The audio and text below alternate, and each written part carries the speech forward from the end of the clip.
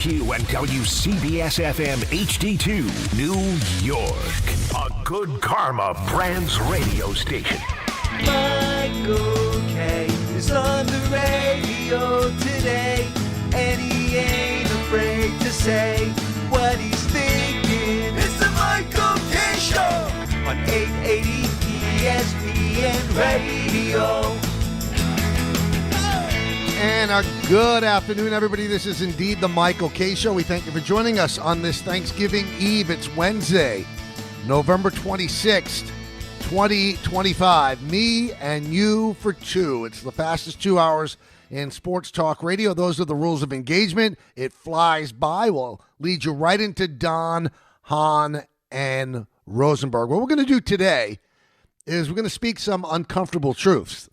And I think that sometimes you need it. It's like it's an airing of the grievances before Thanksgiving. Some things I'll tell you, they'll be shocking. Some things you go, yeah, I figured that. And I'm going to start off right away.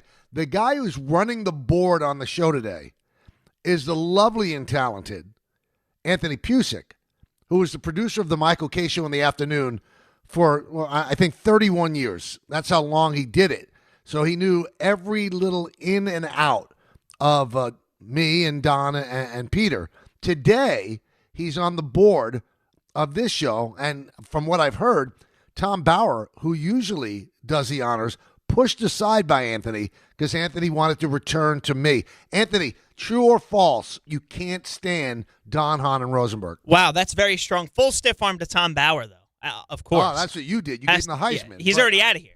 I'm just wondering, why was this need to do this show, to come back to me? I mean, Ray's not letting you produce. You know that. Ray Heenan loves this gig. No, of course not. He said, what are you doing here? He thought he was just going to handle this by himself. Right. But you know, of course, after seeing you yesterday, miss you a lot. Miss you a ton. And just, of course, had to get one show in before the holidays kicked off here. So I'm glad to be back. This is like your holiday present then. I think so. I feel like it's a present. Oh, it's good to have you back. It really is. Thanks, Michael. Nice to be back. And I know that you're going to angle to get this gig full time and let Tom produce Don, Hahn, and Rosenberg. He also still hasn't answered your question. How much he dislikes them, right? That's right.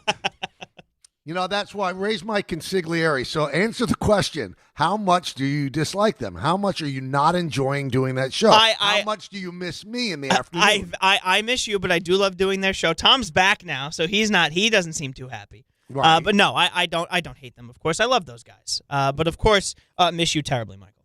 Ray, do you buy any of it? Any of it, Ray? No, he's a politician over here. Yeah, and you know what politicians are. Anyway, I'm going to tell you one of these uncomfortable truths. And by the way, today's Thanksgiving, or today's the day before Thanksgiving. And I think that everybody that's listened to me over 24 years realizes this is my favorite holiday. You know why? Because it's not transactional.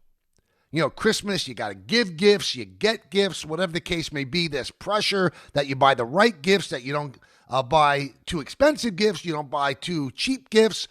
It's a lot of heat leading up to Christmas. Christmas is almost a relief. Birthday, same deal, transactional. Do you get enough? Are you showing enough love? Thanksgiving, it's none of that. None of that. It's just about people sitting around that like each other and eating. I'm watching football. That's what it's about. But here's one of the uncomfortable truths. I don't like pie. I'm not saying 3.17. I'm not a pie guy. Now, you might say, well, what do you mean? I'm gonna shock you. The only pie that I eat is a pie that my sister makes, and I always go over to my sister's for Thanksgiving, chocolate pudding pie, which essentially is chocolate pudding, and you're using the pie crust as a cup. That's pretty much it. But this will stun you. I have never, get ready for this, I have never in my life had apple pie, cherry pie, blueberry pie. Nothing like that. I've never had pumpkin pie. Never. So one of the staples of Thanksgiving, everybody's passing around the pie. Not this guy. Not a pie guy. Never have been. And somebody came up to me in the studio yesterday and said, "You've never had apple pie?" I said, apple is a fruit. Dessert's not a fruit to me. I don't need to have apples and some kind of gook in a pie shell. So that's something I will not be doing tomorrow. Chocolate pudding pie made especially for me by my sister, that I'm going to do. That I will do. So that's one of the uncomfortable truths we'll tell you today. Now I want you to tell me some of your uncomfortable truths. Or not, you don't even have to do that, but here's the deal. It's Thanksgiving tomorrow. And all jokes aside, and by the way, that wasn't a joke about the pie. Don't like pie. Never have. You know, people were jumping on Peter Rosenberg the other day because he prefers cake to pie. And you know what? I don't see a problem with it. It's one of the few times in anything that I'm aligned with Peter. You give me a good 7-layer cake, a chocolate layer cake, any kind of cake, much better than pie. Much better. Because really, what is pie crust? Brutal is what it is. Cake, though, it's full cake. From the frosting to the top to the bottom, it's cake. There are some people that pick at the pie crust. Another uncomfortable truth that you're going to be shocked at. You're going to say, you know what? Kay's a freak. But I think you've known that anyway. I have never in my life, ever, had stuffing. The whole thought of it makes me sick. Where they put it makes me sick. And really, you need more carbs on Thanksgiving. You need bread stuffed into a turkey's whatever. No, I don't need that. I've never had stuffing in my life. Now, Anthony, you've heard some of these things. Is it hard to grasp? But I've never had stuffing. No surprise here. None, right? Because it comes down to this. I'm a freak. Anyway, I want to, before we get to the end of the show, because we'll make our 2-pack for sure picks at the end of the show, because there will not be a show tomorrow and Friday. We'll make our picks. And I don't want to be caught with no time left on the clock. Thanksgiving, you give thanks for things in your life. And I was a little bit uncertain when I decided to transition to this 2-hour show, leaving Don and Peter after doing the afternoon drive show for so long. I mean, it was between doing this or just stepping away completely. But I still like doing sports talk radio. And doing the show by myself, I was a little bit questioning myself. Do you really want to do this? And I said, well, let's give it a shot. And I'm so glad I did. And I have loved the 1-3 spot. It has made my life so much better in terms of seeing my kids and my wife more. When the show's over, kids are coming back from school. And if I was doing the afternoon show, they'd be coming back from school. I'd be doing the show, and I wouldn't see them until much later. So it's improved that quality. But the thing I'm thankful for is that I did take the chance. And by taking the chance, it put my relationship with the listener really on blast. Because it's just the two of us. That's the way I look at it. You know, Mel Allen once taught me, when you're on the radio, don't broadcast to the masses. Broadcast to the one person that you know that is listening to the show. And when he told me that, I was on doing the Yankee radio with John, and he said, who's the one person you know that is listening to the Yankee game every single time you're doing it? I said, my mom. He said, broadcast to her. Because if you broadcast to one person, if you broadcast to your mother, then everybody that's listening thinks that you're broadcasting to them. You're not broadcasting to the tens or hundreds of thousands of people that might be listening. No. You're broadcasting to one person. And every person that listens feels that one person is them. And that's probably the greatest advice that I'd ever gotten in my broadcasting career, because when he told me that, I was in my second year doing the radio. I'd been a newspaper guy for so long. And he said, you're a different broadcaster when you're on MSG on the postgame show than you are on the radio. And I said, well, what do you mean? He said, when you're on the postgame show, you're just talking. You're not broadcasting. He said, but when you do the games now, you're broadcasting. You change the way you communicate. He said, just talk. He said, and the people that are listening will think you're talking to them. All right, so fast forward to today in 2025, 34 years after, Mel Allen told me that, and it comes down to this. You guys have made it so easy. You have been there. I talk about you guys are the co-hosts. There's no Don and Peter anymore. And if you do a show alone, sometimes it could feel like you're talking to yourself. I don't feel like that because everybody engages.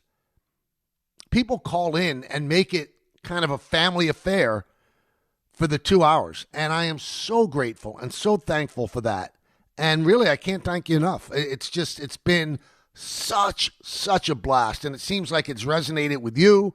It's a little bit of a different feel than doing the show with Don and Peter. Because with Don and Peter, I always look at it this way. I was a point guard. Now, I scored. I tried to score, but I was a point guard. I was trying to set people up, too. Here, I'm just chucking. I don't have to set anybody up but myself and you, the co-host. So thank you for making the first year of the show, and we'll be back again next year as well, and hopefully longer after that, making it so easy to transition from doing like a group show to doing a show, just the two of us, me and you for two. Now, on a more serious note, there are several Facebook posts today that didn't even hint at, but essentially they just came out and said that my friend and broadcast partner and Yankee icon, Paul O'Neill, is at the beginning of a long cancer battle. When I read it, my heart just sunk because I had not heard that. Paul had not, we had not spoken a couple of weeks. And I got nervous. I love Paul. I really do. And, the relationship that we built up in the 24 years that we've worked together at Yes has become like almost having the brother I never had. He's kind of goofy, and he goofs on me, and I goof on him. And, well, I mean, I don't want to get too ooey-gooey, but I love the guy. And I have a completely different relationship than I had with him when he was a player. And I had a great relationship with him as a player, but, players hang with players. I mean, that's their teammate. And when you're on the media, even if you're doing the radio, there's a separation of powers. But working together, getting to know his family so well, and, he's getting to know my family, and, he was at my wedding and stuff like that, we become really close. So when I saw that, my heart just sunk. And so made some phone calls, checked things out, and it's totally made up. Thank God there's nothing wrong with him. Nothing. It's total fiction. That's why, I mean, not to go down this rabbit hole, but that's why I laugh when I hear things, even from, Elon Musk, that X is the new media. No, because there's no checks and balances. So this was posted, I think, on Facebook, and then it spread onto X and stuff like that. It's not the new media. It's people could say anything that they want. Anything. So somebody somewhere thought it would be a good idea to get some clicks to make up that Paul O'Neill is battling cancer. Totally untrue. So this is from Paul. I got a text from him. I can't believe they can do these things. Please clear it up on the radio if you can. It's a bunch of crap. He said it's all about clicks, which doesn't mean anything to me. And he said, have a great holiday, and tell everybody who was worried to have a great holiday as well. So my heart sunk when I saw it this morning. And then I, rather than bother Paul right away, talked to my boss at Yes, and he had spoken to Paul and Neville and totally made up. So please don't have any fear about that. But the new media, I mean, if you don't trust the media the way it is right now, where at least you would hope that there are some checks and balances. I know there are probably fewer checks and balances than we had all hoped. But I think for the most part, they start out trying to get it right. But when you say that X is the new media, it's not. There's no credentials. Anybody anywhere could write anything, post anything, and that's not news. That's fiction. Might as well be Dr. Seuss. Might as well be Dr. Seuss. So, shout out to Paul being fine. And for those that were worried about the Warrior, he is, in fact, fine. All right, it's time for the co-host, 1-800-919-3776. And let's go to the phones. Let's bring in the co-host. Let's go to Henry in South Carolina. Henry. Michael, if I may reply to your opening segment, I am likewise grateful for you still being on the radio. My heart sank a little bit when the announcement came last year that things would be switching around, but I'm very grateful for the 2, oftentimes 7 hours that I get of you and Don and Peter and Alan, and it's all been a great year. And you've brought me closer to sports. You've brought me closer to the Yankees, and I am very, very grateful for that. So thank you, man. Thank you, Anthony. Thank you. A couple replies here, and in the period of time that I've been listening to you guys as much as I have been, I've learned so much about you, predominantly about your food and your food intake. And now I understand. Now that you've brought up a couple things that you don't like about Thanksgiving, I think it's textural, Michael. I think you don't like goopy things. You need things to have structure. You need things to be very firm, because you don't like a pie. You don't like condiments. You don't like the ointment. And the thing that these things have in common is they're very soft. Am I onto something here? Am I getting a grasping the understanding here? I'm not sure. I wouldn't say that you're wrong. I think there's definitely some truth in what you're saying, because when I look at the stuff I don't like, it is kind of goopy and it is kind of like sloppy. And I do like things with structure. And maybe that's why I like the chocolate pudding cake, because it's not like soft chocolate pudding. It's in the refrigerator and it's hard, or chocolate pudding pie. Yeah, it's strange. People are hitting me up on social media. They can't believe that I don't like pumpkin pie either. Just don't like it. So maybe you're onto something. I don't think that's shocking. I think that you're fine with protein. You like a steak. So I think that's where I draw the line here. Now, my uncomfortable truth about Thanksgiving, and this is kind of aligned with you, I've never understood the sweet potato casserole. I think the marshmallow is nonsense. I don't understand it as a dish. And the more sporty listeners may not like this, but football has always been a distant number 4 when it comes to me in the Big Four, and I've never really quite, I don't need to watch football on Thanksgiving. I know that's odd. That might be my uncomfortable truth, but that's how I've always felt, even from when I was a kid.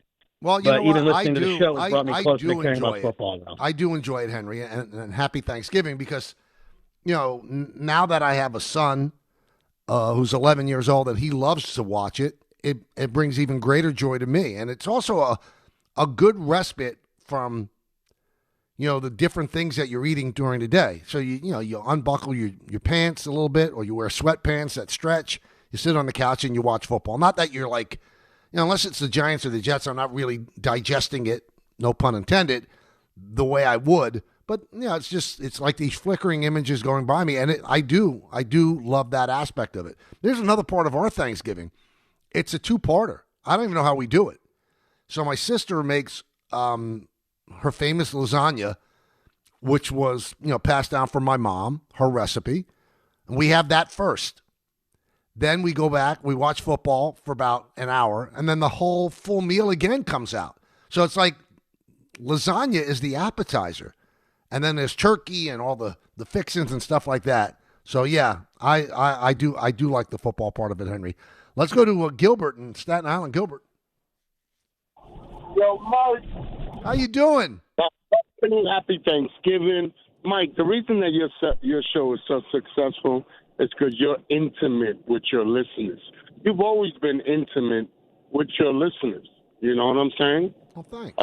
You need to give a couple of little lessons to your favorite pupil, Peter. But Don is is like a smooth machine, just like you. And on the Thanksgiving pie thing, let it go. These people are gonna come for you. Stop doing that, man.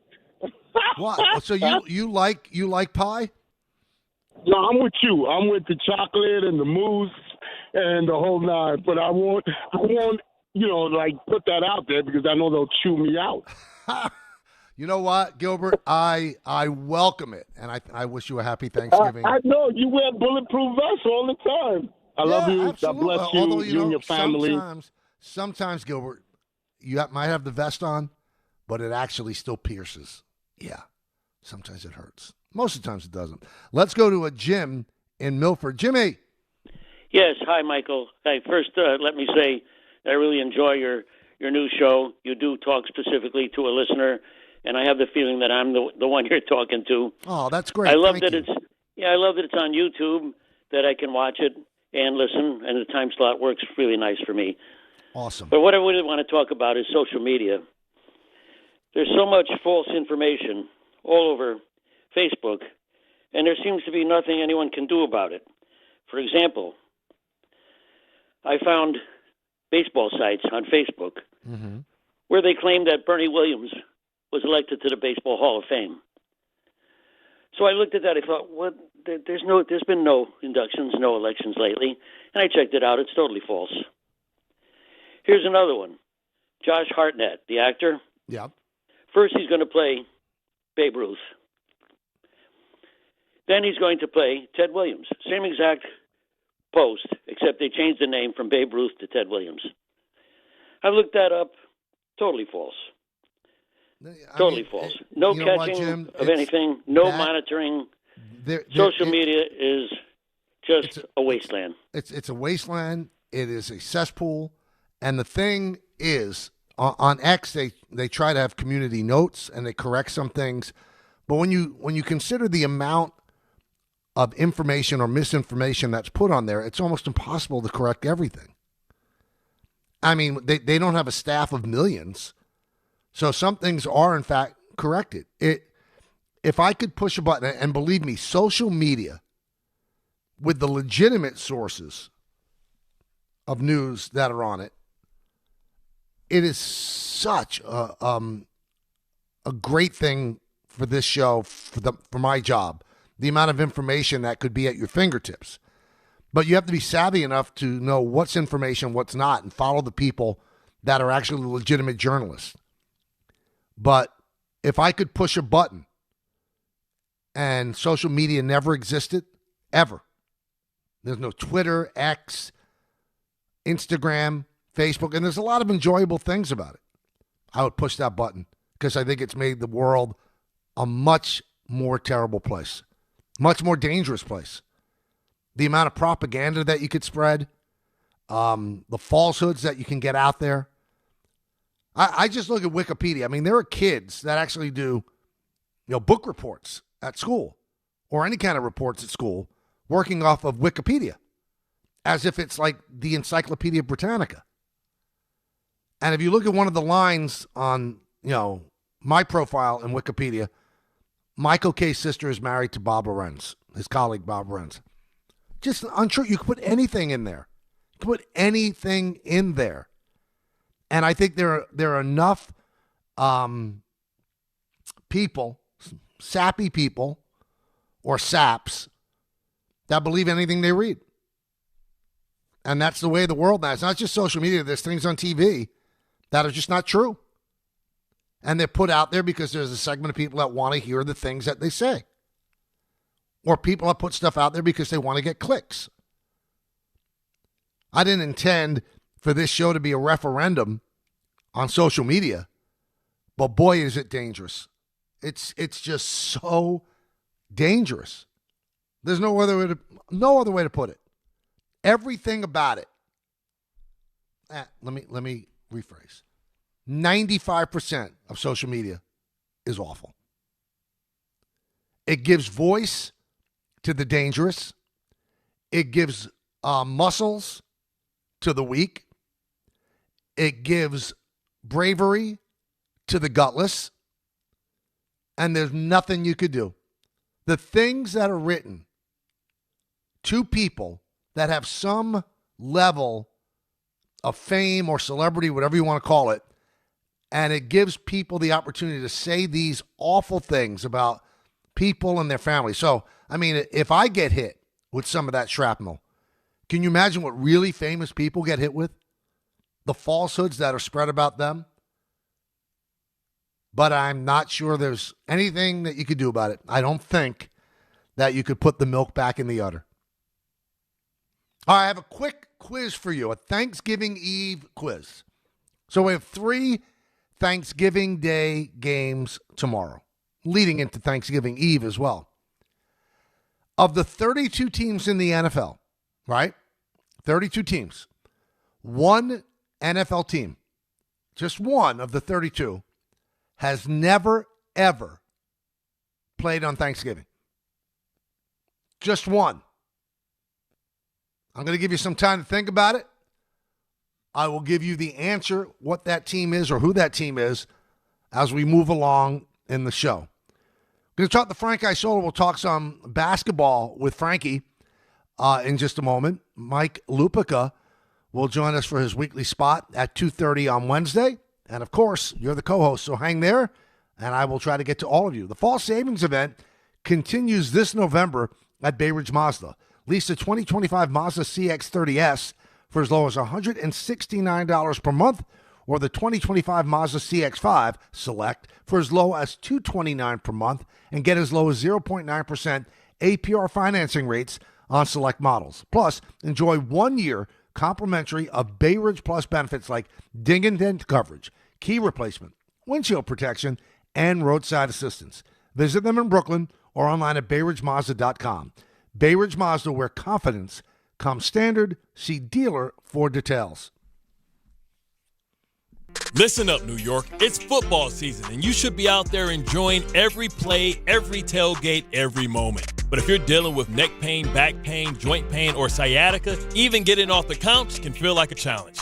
That's where Dr. Jay Shaw at Sandwell Pain comes in. He's one of New Jersey's top pain specialists, Ivy League trained, double board certified, and dedicated to getting you back in the game. Here's the difference. No surgery, no scars, no long recovery, no pain medication. Just precise, non-surgical, image-guided procedures that get real results. Dr. Shaw treats everything from neck pain, back pain, migraines, nerve pain, and chronic joint pain. And he builds a custom game plan that's right for you. Same day or next day appointments are available with offices in Woodbridge, Livingston, and Inglewood. And yes, most major insurances are accepted. So don't let pain keep you on the sidelines this season. Go to SandwellPain.com to call, text, or book online. Relief is closer than you think, and it starts today.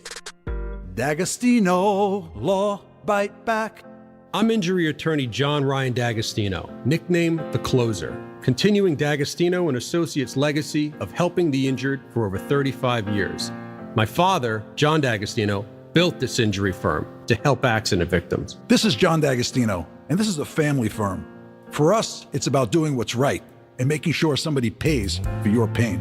Call us first at 1-800-BITE-BACK. That's 1-800-BITE-BACK. They call me The Closer because big or small, in court or out, I'm fighting to get the job done, to win, to get you every dollar you deserve. D'Agostino and Associates has offices throughout New York and New Jersey and will come to you. I've been there and I'll be there for you. Call us first at 1-800-BITE-BACK. 1-800-BITE-BACK. That's 1-800-248-3222. This is Don, Hahn, and Rosenberg. What you're saying really isn't that your issue's with Hal, is you don't like the way he runs his business. He spends enough. The problem is, of course, the guy making the decisions. So you can't tell me you're frustrated with the product because it doesn't win. What you're frustrated with is that you don't feel like the guy who is in charge of baseball operations is good enough at his job to build a championship team without overspending. Don, Hahn, and Rosenberg. Weekdays at 3 on ESPN New York and streaming live on YouTube. Empower. Tim collects bobbleheads. A lot of bobbleheads. Baseball bobbleheads. Race car bobbleheads. Little Chihuahua bobbleheads. He's got an entire room strictly for bobbleheads. Does he need them? No. Is his wife mad about it? A little, but Tim works with Empower, and he got good at money, so he can be a little bad. Ooh, horse bobblehead. Classy, Tim. Empower. Invest well, live a little. Start today at empower.com. ESPN Bet is becoming the score bet this December. The same betting app you love with a new look and promos curated just for you. Existing ESPN Bet customers don't have to change a thing. Your account, wallet, and bets will all remain the same. Plus, kick things off right now by logging in and claiming a 100% profit boost. More action, more rewards, more for you. The score bet coming this December. 21 plus, gambling problem? Call 1-800-GAMBLER.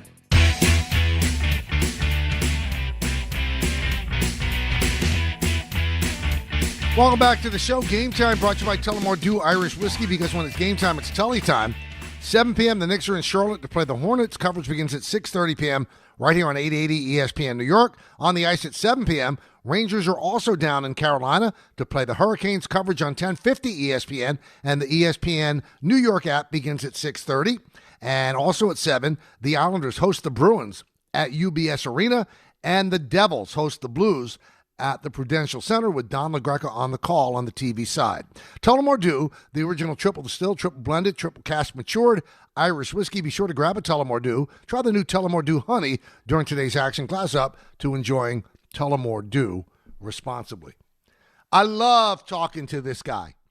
He is great at whatever he does. We work together at the New York Post. Great writer. He has a Sirius XM show in the morning on basketball with Brian Scalabrine, and you could see him on the Yes Network as well on the Nets pre, halftime, and post-game shows. He is my good longtime friend, Frank Isola. Frankie, how you doing? The great Michael K. How are you? Good to hear from you. Good to have you come on with us. So I hate any kind of pie at Thanksgiving. Do you like pie?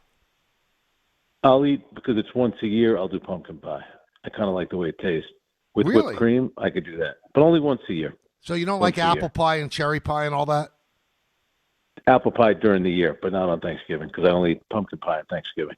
I like it. Then I put it in the refrigerator, then I might have a piece the next day, then that's it. Now you put Cool Whip on it, or just like? Oh, yeah. Yeah. Oh, some kind of whipped cream. Yeah, I like that. That's a good. It tastes like Thanksgiving. It tastes like the fall. And I guess it's like the same as a sweet potato pie. Are Kinda you a turkey fan? No, but I'll take a small piece on Thanksgiving. What about you? I can't imagine you like turkey. I do like turkey. I don't love it though, and since I don't put gravy on it, it is quite dry. But I'll have it. There's no way in the world that you're putting cranberry sauce on turkey. No, I don't Right. like cranberry sauce. Yeah, I don't do that either. Yeah, I don't like then stuffing. like somebody sitting. I know. Then somebody near you like has the cranberry sauce and it's getting into the other stuff. Oh, it's just like I don't like the look of that. And So if anybody Thanksgiving has is the that, one you know, holiday, look at Frank, that if you don't like food touching, you're in trouble because a lot of foods spill over. I know. You'd be an interesting one on Thanksgiving because I know you're pretty picky about eating. That would be an interesting. They should almost do like a 30 for 30 on you at Thanksgiving. They're working on it. I'm glad you brought it up. They are working on it. Yeah. But Mike, what do you think? You had the World Series was pretty exciting, wasn't it? I thought it was great. Pretty good. I always thought the 2001 World Series is the best World Series I'd ever seen. And this one's up there. I mean, because there's like 3 or 4 forever games in it. I think you and I were at the Jack Morris game, right? Yeah. That was the last game I ever covered as a writer. Yeah, in fact, I think I saw. I remember being on the field with you and Bob Ryan during that series, and Bob Ryan was just being Bob Ryan. He was like talking really fast about like a number of things. I thought that was a great series. But I love the guy, the second baseman on the Dodgers is Rojas, right? Miguel Rojas. Yeah, right. Changed the whole series. What he did, like, come on. How about having that for a ninth inning? You hit the game-tying home run in a Game 7, where you're 2 outs away from losing, and then you make that play in the field in the bottom of the ninth. Can you make 2 bigger plays in a World Series than what that guy did? And Amazing. the guy had been a non-player for about a month. I mean, it was a brilliant stroke by Dave Roberts. It was unbelievable. It also tells you too, and you've lived it. There's not a lot of sports that could bring that kind of drama. I mean, it's just like that was such a good advertisement for baseball. I think overall baseball had a great year because I think the pitch clock has been brilliant. You know, The average time of a baseball game this year, I think, was 2:38. I did the Nets' first game of the season, and if you look at the NBA, the first week, the games were taking way too long because there were a lot of free throws, a lot of fouls being called. I think the first net game was like 2:45, 2:48. Too long. You can't have a 48-minute basketball game taking that long, especially when basketball games are going longer than baseball games. You can't do it. It's odd. I mean, and that's what always made basketball so attractive, that there was a window that it fit into, and you knew it would fit into that window. And baseball is now shorter than basketball. It's a little troubling. So let's talk a little basketball. I'm concerned, Frank, of the Knicks defense. To me, I think that it's going to haunt them against good teams. They, their philosophy seems we're going to cover the paint and we'll give up the three-point shot, which is the exact opposite of what they do offensively. Do you think it's going to be a problem moving forward? Because unless they change personnel, they don't have a lot of great defenders on the team. No, they don't. I think you're right. The way that they do this, especially now, every team, you hear these coaches talk before and after games. All they want their players to do is shoot three-pointers. And, your two best players, Jalen Brunson and Karl-Anthony Towns, they're not going to work. It's not like they're going to quit on you on defense, but they're not great defensive players. And without OG Anunoby there right now, Mitchell Robinson, it's hard to count on him being in and out of the lineup. I think the interesting thing about the Knicks is now you notice that Josh Hart is playing a lot more. So Josh Hart was a huge player for Tom Thibodeau, and I think where everyone's kind of missing the boat on that one was he's a huge player for Jalen Brunson. You know that Jalen Brunson likes having him out there. They know how to play together. And watching them in person the other night in Brooklyn, you could tell that the Knicks team as a whole has played together a bunch, but it's just different with like Josh Hart and Jalen Brunson. It's almost like Draymond Green and Steph Curry light. Like Draymond Green, when you go to a Warriors game, Draymond Green always knows where Steph Curry is, and when you watch the Knicks play, Josh Hart always knows where Jalen Brunson is. So offensively, I thought they were good, but I think you're 100% right. It's going to be an issue. They got to get better defensively if you want to win 4 playoff rounds, because that's what this season is all about, at least winning 3 and getting to a finals. I was talking with Alan Hahn yesterday at the end of the show, and we both said, at the beginning of the year you go, okay, there's a nice clear path to the NBA Finals, but Frank, the East is a little bit better than people thought it was, and Detroit has now taken the next step. It doesn't seem like it ever loses, and out of nowhere, Miami has become a very good team again after being brutal the last couple of years. So it's not as easy of a path as we thought. Yeah, and you just mentioned the 2 teams that stick out for me, even more so than Toronto, which is going for its 9th win in a row. Detroit's going for its 14th win in a row.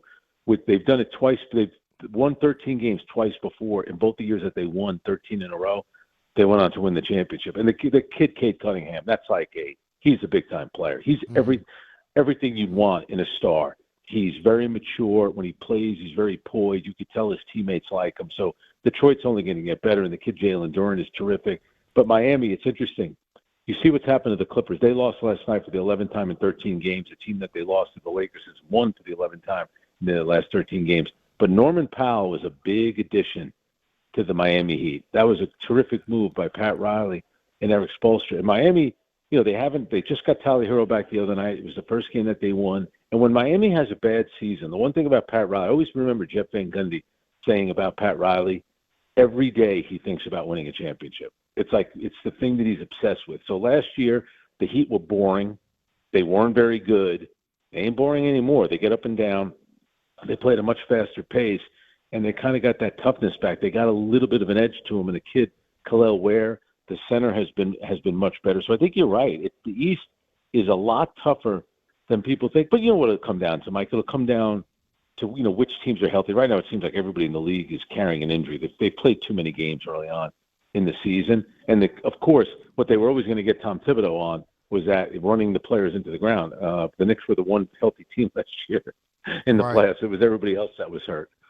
We talked about this, last week, the comments by Steve Kerr. Well, we have to cut down the inventory, so to speak, and have 74 games. And first of all, it's never going to happen. The owners are not giving up the 8 games, and the players are not giving up the money for 8 games. So I just think it's so weird that Kerr would bring that up. I know he has older players on his team, so he's being selfish. But, Frank, most of the players play 65 games anyway. So if you cut it down to 74, would they play 50? Don't they want to play? And you see a guy like Joe Burrow, who, he was asked, why are you coming back to a team that's 5-8 or whatever their record is? He said, because I get paid to play and I love to play and I want to play on the field. I don't want to sit back and wait because we're not winning. It seems like players don't want to play anymore. It's a huge problem in the NBA, and it seems like it was something that was talked about and addressed a few years ago. And now, like, you look at all, I mean, you have more games than ever before, national games on Prime, NBC, and ESPN, and players are missing games all the time. I mean, these networks paid a lot of money for the NBA. It's just ridiculous what's going on. To me, I have like a couple of theories about it, and I think, Brian Scalabrine and I have talked about it a lot on our morning show. These preseason games are completely meaningless, and the players come to camp in shape. They should just start this. I would start the first week of October with regular season games. I'd play 2 nights a week. So the first month, everybody plays like on a Tuesday, Wednesday, or a Friday. Maybe you want to get a Sunday afternoon game in there, even though you'd be competing against the NFL. But if you did that for the first month, you'd get 8 games out of the way, and you'd have a ton of practice time and a ton of rest. Because of this in-season tournament, the teams are playing too many games early on, and that was all a setup by Steve Kerr. They had played, I think, 12 or 13 road games already. The Golden State Warriors had, and that was all a setup leading into the Miami game because he didn't want the team to get fined, but he knew he wasn't going to play Steph Curry, and he knew if Steph wasn't going to play, then Draymond Green wasn't going to play, and then Jimmy Butler didn't play. And the problem is, stop scheduling back-to-back games.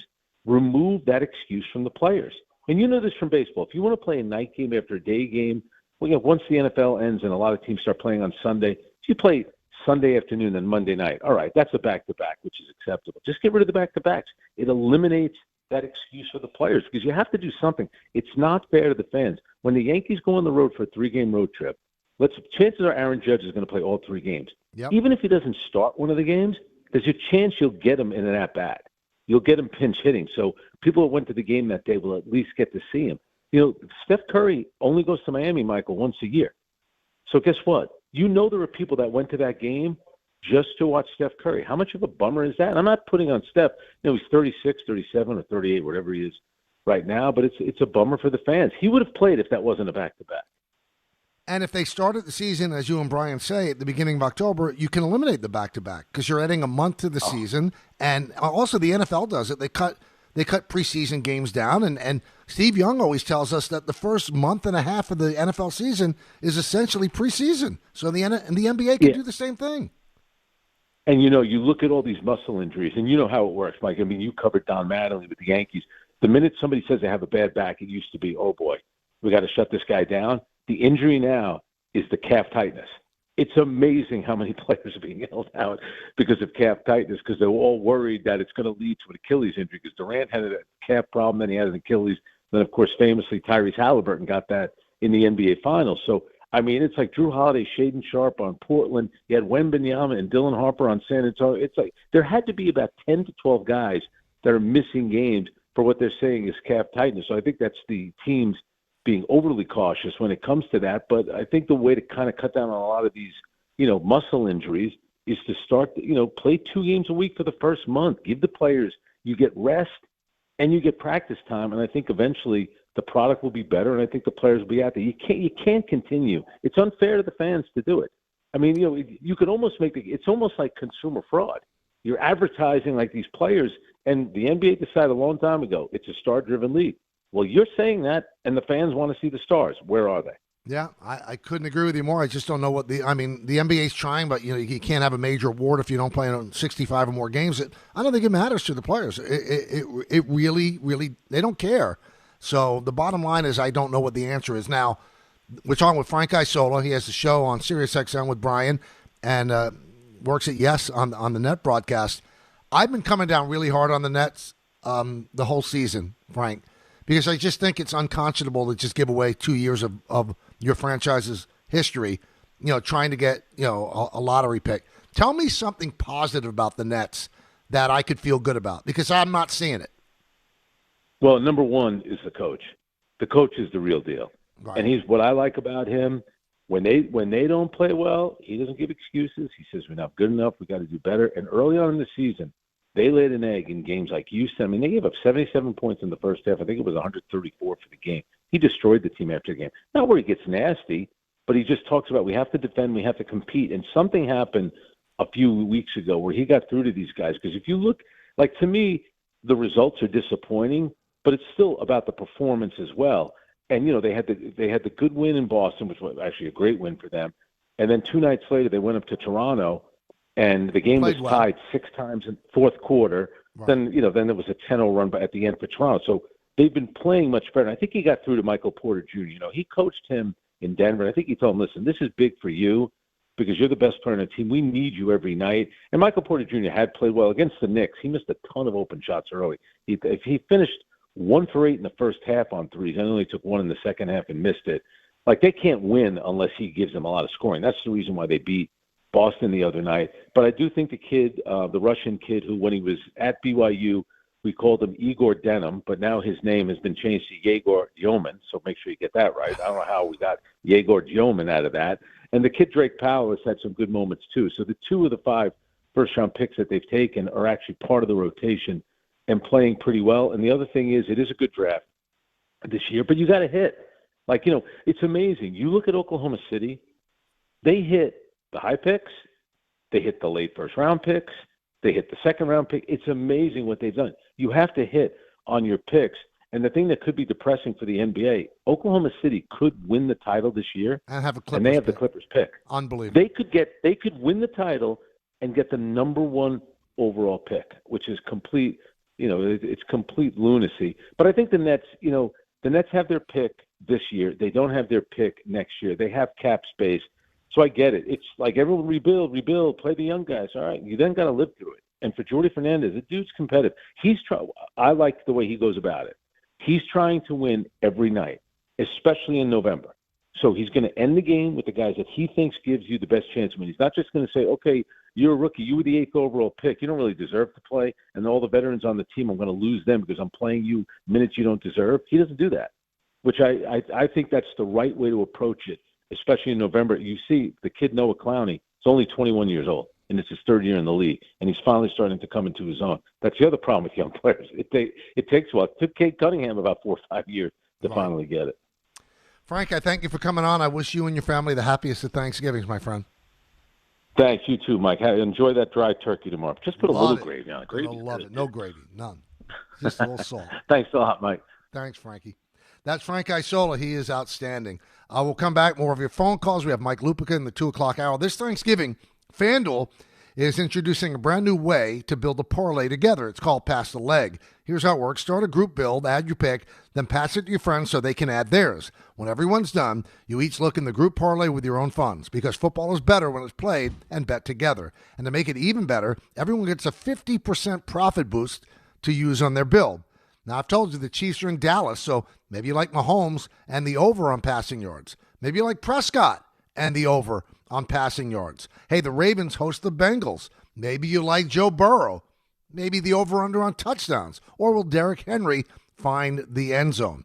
Grab your crew, start your build, and get in on the action this Thanksgiving with Pass the Leg. Visit FanDuel.com/K to get started.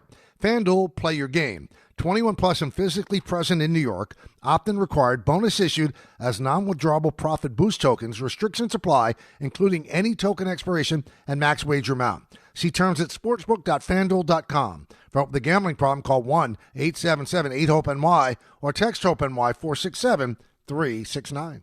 14th ranked St. John's faces 21st ranked Auburn in their 3rd game of the Players Era Festival in Vegas. Coverage begins at 7:40 on the ESPN New York app. Health surprises can change your life in an instant. You've seen it happen to others, but it doesn't have to be your story. At Princeton Longevity Center, we customize actionable and proactive health plans to maximize your lifespan and take control of your health. Our Cancer Check program combines cutting-edge technology with top medical expertise to keep you ahead of potential risks. With advanced full-body imaging, genetic testing, and multi-cancer detection blood tests, we look for even the earliest signs of problems. Results are analyzed by expert physicians who craft a personalized plan to safeguard your future. You're not just a patient, you're a partner in your health journey, backed by a team committed to helping you live longer, healthier, and more vibrantly. Our programs have saved hundreds of lives and empowered countless others to take control of their health. Be proactive with your health for the ultimate peace of mind. Call 888-8000-PLC or visit PrincetonLongevityCenter.com. Finding great candidates to hire can be like, well, trying to find a needle in a haystack. Sure, you can post your job to some job board, but then all you can do is hope the right person comes along, which is why you should try ZipRecruiter for free at ZipRecruiter.com/ESPN. ZipRecruiter doesn't depend on candidates finding you. It finds them for you. Its powerful technology identifies people with the right experience and actively invites them to apply to your job. You get qualified candidates fast. So while other companies might deliver a lot of hay, ZipRecruiter finds you what you're looking for. The needle in the haystack. See why 4 out of 5 employers who post a job on ZipRecruiter get a quality candidate within the first day. ZipRecruiter, the smartest way to hire. And right now, you can try ZipRecruiter for free. That's right, free at ZipRecruiter.com/ESPN. That's ZipRecruiter.com/ESPN. ZipRecruiter.com/ESPN. ZipRecruiter. Right now at Bay Ridge Honda, experience the wonder of holiday savings on Honda cars, trucks, and SUVs during Happy Honda Days, like the Accord SE, only $239 per month, or the all-wheel drive Honda Ridgeline for only $289 a month. These clearance deals won't last long. Plus, receive thousands in benefits and savings with their Bay Ridge Plus Advantage plan. Upfront pricing, total peace of mind. Visit BayRidgeHonda.com. 36 months lease, 7,500 miles per year, $38.99 down, plus tax, tag, and fees. See dealer for full details. That's the ease at which you get information. You want it, you get it. Like that. Ask your phone. Group chat. Smartphone. You're always connected and informed in real time. No waiting. So if you're diabetic and still using finger sticks to read your blood sugar, what are you waiting for? Knowing your blood sugar levels instantly is important for managing diabetes. Call US Med at 888-665-0696. To learn more about continuous glucose monitors, a real-time instant method to track your blood glucose, US Med is an approved provider for Medicare and over 1,000 private insurers. And the best part? Call 888-665-0696 and we'll give you a free insurance benefits check today. So call 888-665-0696 today. That's 888-665-0696. And manage your diabetes as easy as... ESPN New York is throwing a holiday party you don't want to miss. Join us Friday, December 12th at your mother's house in Garden City Park. We'll be broadcasting the Michael K. Show live from 1 to 3, followed by Don, Hahn, and Rosenberg from 3 to 7, all while supporting a great cause. Bring a toy to benefit the Garden of Dreams Foundation and help make the season brighter for local kids in need. It's the ESPN New York Holiday Party, Friday, December 12th, brought to you by Spike Dade, Security Dodge, Amazon Pickup, and ESPN New York. Welcome back to the show. Hey, hockey fans and holiday shoppers, join Don, Hahn, and Rosenberg live from the NHL shop. That's at Hudson Yards, Tuesday, December 2nd. That's from 3 to 6:30 p.m. They'll be talking all things hockey and joined on site by Hockey Hall of Famer, hockey legend Mark Messier. It's all powered by Game 7 brands, bringing you closer to the action than ever before. Don't miss Don, Hahn, and Rosenberg live on Tuesday, December 2nd from the NHL shop in Manhattan. I've always told you guys this. The worst people to put together a team or to make roster decisions are players, especially players close to when they played or playing. I mean, you can see some of the moves that LeBron James has wanted. They just don't have a feel for what a team needs. They have a feel for the type of player that they like and that they admire. I mean, there's a long story to get to this point.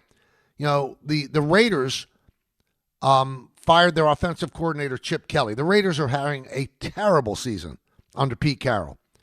And, you know, Diana Rossini of The Athletic reporting that Tom Brady was a huge advocate of bringing Chip Kelly aboard as the offensive coordinator. He fired 11 games into the season. So Tom Brady might be the GOAT, could be the greatest quarterback who ever lived, one of the great winners in sports history. Doesn't mean he's good at putting a team together. Just doesn't mean he is. It's a very specific skill set that you have to have in order to know who makes a team a winning team and what combination of players make things a winning team. A great player thinks that greatness alone, you could out-desire people to win. You need other things. You know, Michael Jordan was not great running things when he owned Charlotte. Michael Jordan hated when Jerry Krause brought in Tony Kukoc, who was a big part of one of the 3 championship runs. Jordan didn't want him there. You know, Jordan did not want them to trade Charles Oakley. He loved Charles Oakley. Bill Cartwright became a big part of what the Bulls did.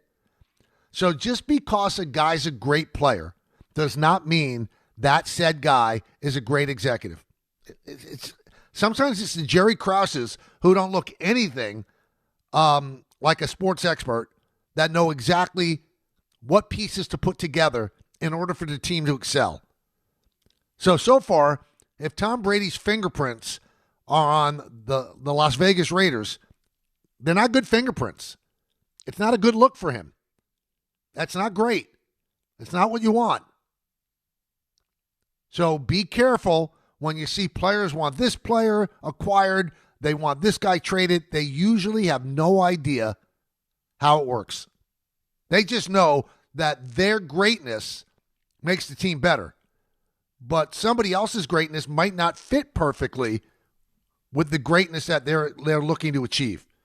I gave you a little bit of a Thanksgiving Eve quiz. We have 3 games tomorrow, 3 NFL games. There are 32 NFL teams. There's only one team out of 32 that has never played on Thanksgiving. Have you thought about it? Do you know who it is? I'll give you 5 more seconds. 5, 4, 3, 2, 1. The only team that has never played on Thanksgiving, the Jacksonville Jaguars. It's the kind of stuff you get on this show. So now you are armed during the awkward time when dinner's being served or after dinner's served and might be a halftime show. Maybe you're not that into Jack Black. Is it Jack Black that's performing in Detroit? Or is it Jack White? I think it's Jack White. You're not into that performance. So now you could bring up as a point of conversation, you know what? You know, the Jaguars are the only team that has not played on Thanksgiving. Now, if you want a baseball one, I'm going to give you another great baseball one. Another great thing to discuss with your uncle that's getting a little loaded. Who was on deck for the Yankees when Chris Chambliss hit the home run in 1976 that sent them back to the World Series for the first time since 1964? Who was on deck when Chambliss hit the home run off Mark Littell? I'll tell you that. And the answer to that in the 2 o'clock hour. I'm going to make you the most popular person at Thanksgiving dinner. You can have all of these little nuggets that people go, how do you know that? And then you can tell them as you're leaving, I listen to the Michael K. Show from 1 to 3 right here on ESPN New York. Good Karma Brands is proud to be an equal opportunity employer, providing equal employment, development, and advancement opportunities to all teammates and applicants.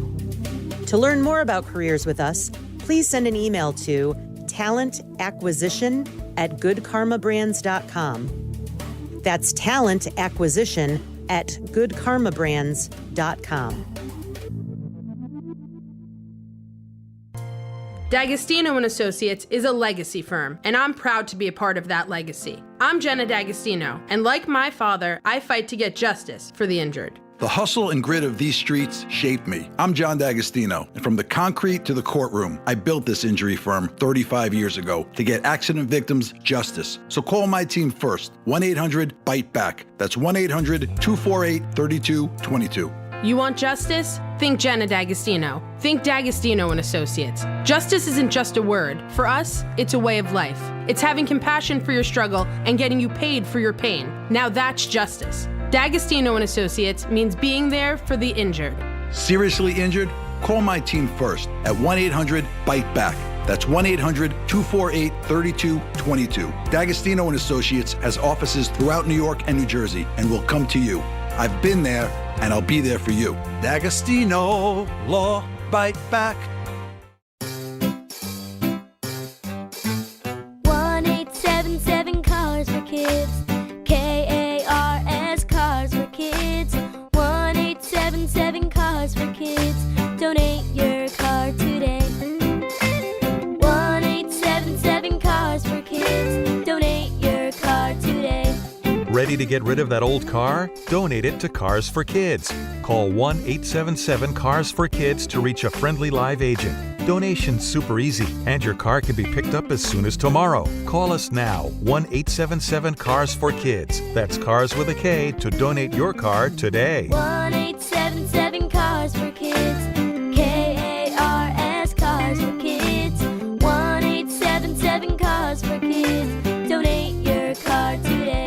Hurry! It's your last chance to donate for 2025. Last chance! Donate now for a 2025 tax deduction. ESPN Bet is becoming the score bet this December. The same betting app you love with a new look and promos curated just for you. Existing ESPN Bet customers don't have to change a thing. Your account, wallet, and bets will all remain the same. Plus, kick things off right now by logging in and claiming a 100% profit boost. More action, more rewards, more for you. The score bet coming this December. 21 plus, gambling problem? Call 1-800-GAMBLER.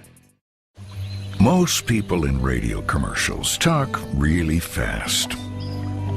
But we made this one for RV owners. Progressive knows they like the slower pace of RV life, like this commercial. And they know Progressive will protect their RV at a fair price with discounts. Now here comes the fast part. Progressive Casualty Insurance Company and affiliates. Discounts not available in all states or situations. Hey, this is Mika Zibanejad. Hey, this is Adam Fox. Catch every Rangers game right here on 880 ESPN. WHSQ and WCBS FM HD2, New York. Welcome back to the show, everybody. You know, my producer, Ray Deanahan, is really a genius. So I've given you the Jaguars as the only team to not play on Thanksgiving. I'm going to give you another one now, and I'm giving you these so you have discussion points during, Thanksgiving. And Ray called this Tur-KAY Nuggets.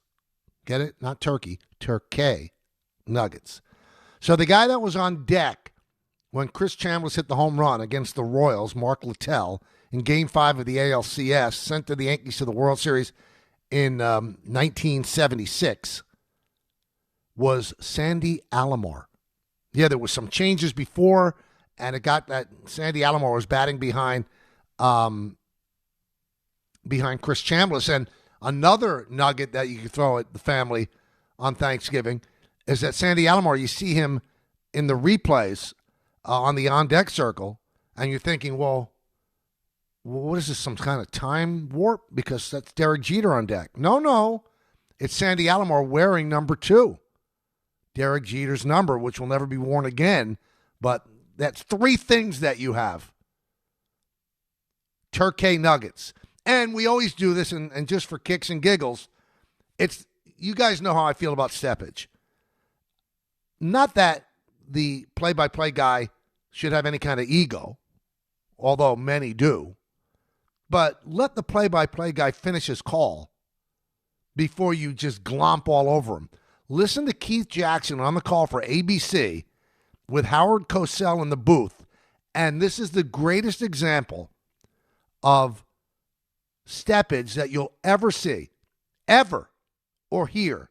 Just for the holiday, let's listen to that call again. Mark Littell delivers high drive. Hits it right center field. That's gone. It is gone. Chris Chambliss has won the American League pennant for the New York Yankees. A thrilling, dramatic game with overtones of that great 6th game in the World Series a year ago, and then the 7th game too. What a way for the American League season to end. A spunky young Kansas City team. Look at them mob Chris Chambliss.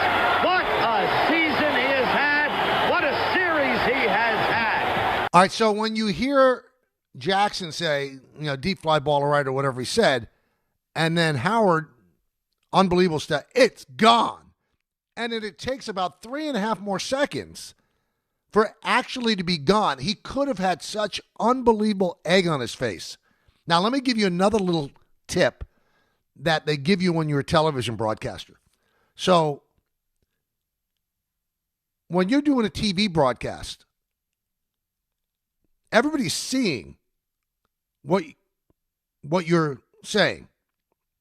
So, the rule is you say the ball's gone, you might say the game is over, and then you're supposed to shut up and let the pictures tell the story. And that gets so much praise when you do that. I think it's gotten a little too far one way. I mean, I always look at my job, I'm putting a frame around the picture. I don't have to describe what's going on because you see that, but I like to put a little bit of a frame on the moment. But for the most part, I say, see ya, and then I shut the heck up. But once he says it's gone, then Cosell comes back and talks nonstop as Chambliss is trying to round the bases and the fans are running onto the field at Yankee Stadium. It's against everything that is preached now in broadcasting. Everything. The steppage, and then talking over the pictures. I would have my boss at Yes call me up and say, what are you doing? We can see it. I mean, they have kind of like a little rule. If it's a big home run, the most you should talk is when the guy's at second. Then just shut up and let the pictures tell the story. Now, sometimes you go more than that. I did that with Jeter's 3,000. I did that with Judge's 62nd. But if you see the walk-off home runs that we have and stuff like that, or walk-off hits, you say what you have to say, give the score, the moment, and then you let it breathe. Howard did not think so. And I'm not even knocking Cosell because he was a force amongst himself. There was nobody like him. There'll never be anybody like him again. They've tried to recreate him. It can't exist in this day and age. It did then. But that's the greatest example of steppage. And by the way, on deck was Sandy Alomar Jr.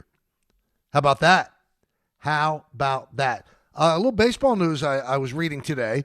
Ken Rosenthal on The Athletic had it. The Red Sox have touched base and have some interest in maybe signing JT Realmuto.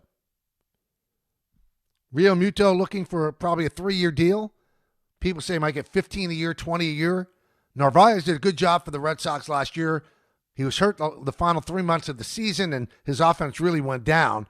But that was quite a find for the Red Sox in the trade for the Yankees. And the Yankees got Elmer Rodriguez, who right now is listed as their best pitching prospect from the Red Sox for Narvaez.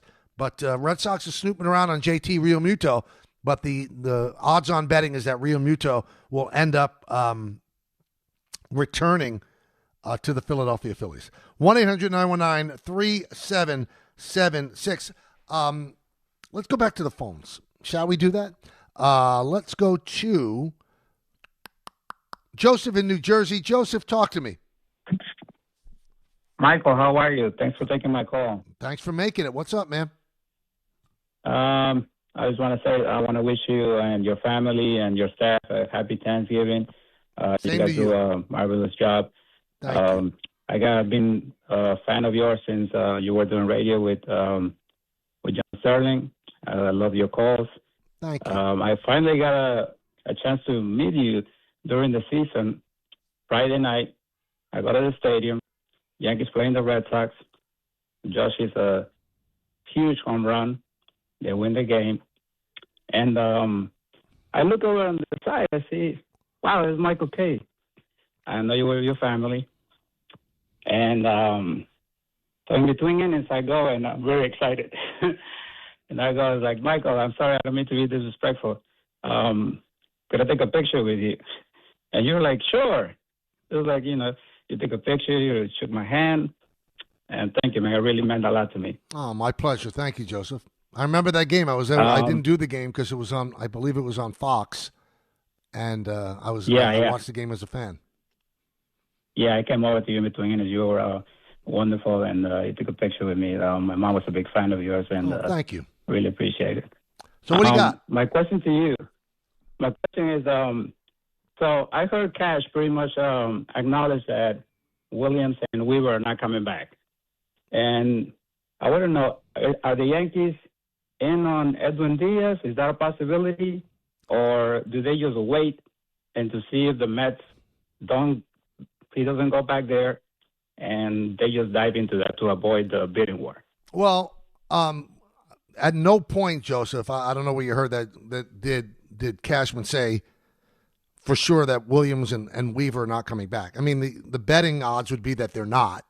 I can't see the Yankees giving Edwin Diaz a 5-year, $100 million contract, which I think is what it's going to take. Might even take more than that. Diaz is coming off such a great season, but I think Toronto's in on Diaz. The Dodgers might be in on Diaz, and the Mets obviously want to bring him back. There's so many relievers that are out there and available as free agents. I don't think you really have to go the Edwin Diaz route, although he's outstanding. The Yankees do have a closer, and that's David Bednar at a very reasonable salary, which allows them to maybe spend more money than they would on a setup guy, which maybe would be a closer that would be amenable to setting up. I just don't think Edwin would want to set up. And you're kind of wasting the value that you're getting from Bednar being the closer and not making all that much money. Let's go to Sebastian in Manhattan. Sebastian.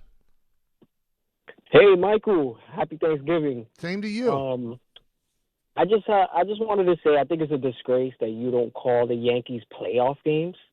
I just wanted to put that out there. And then also, my question is, I know you defend Hal Steinbrenner. Obviously, he does put up $300 million year in and year out. Mm-hmm. But it is his fault, man, that the Yankees haven't got over that hump. And this is why I say so.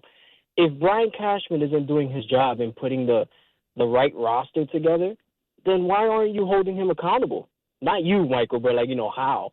Why isn't he he should have been? I think he would have been fired years ago if George was around. Because it's all right, I am giving you this $300 million payroll, but you're not getting the job done. Well, listen, I can actually appreciate your argument more than the argument that says, well, he should spend even more money than $320. You can have a discussion. Why does he, stay with the present situation if they haven't won a World Series since 2009? But when you say he hasn't put the right roster together, we don't know internally what the Yankees consider a success. Now, in the past, it would be, George would say World Series or bust. But maybe the Yankees say, we want to have a team that has a chance to win a World Series every single year.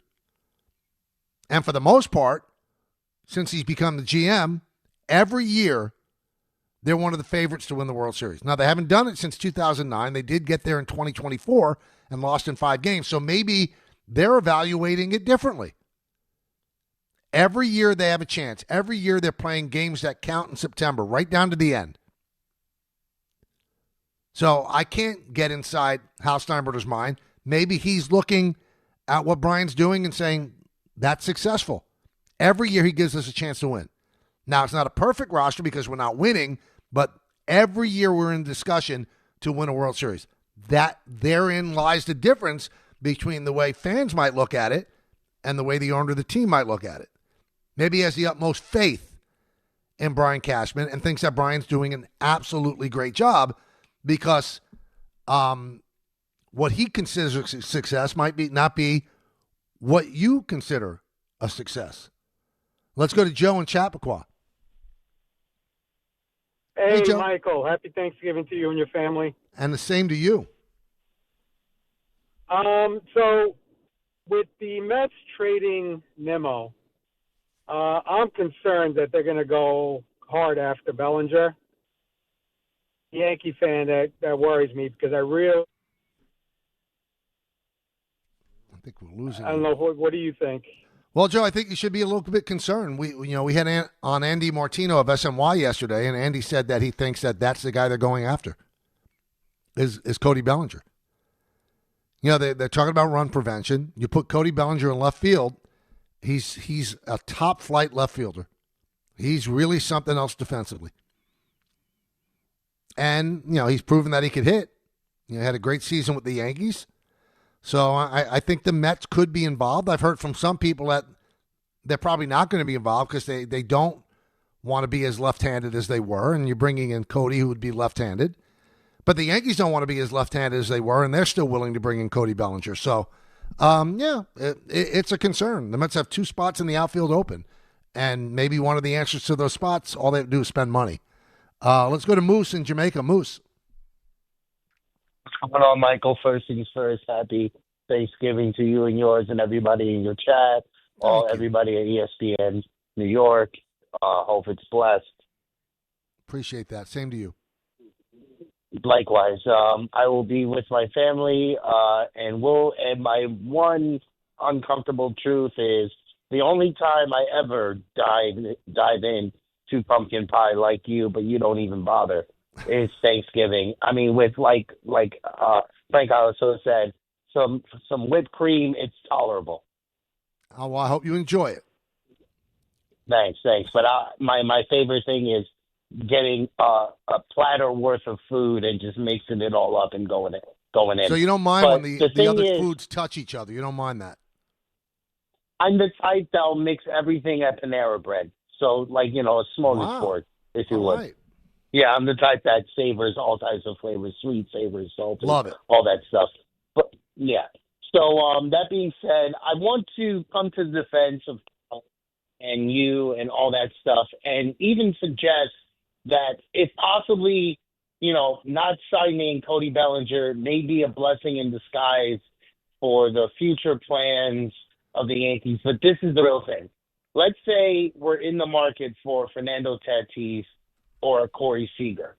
If possibly moving on from a Stanton in those deals to free up space to make the budget more feasible so that we don't sacrifice possibly signing Paul Skeens in the future. I don't really want to trade for him. He's had his heart set on signing with the Yankees probably when he's a free agent.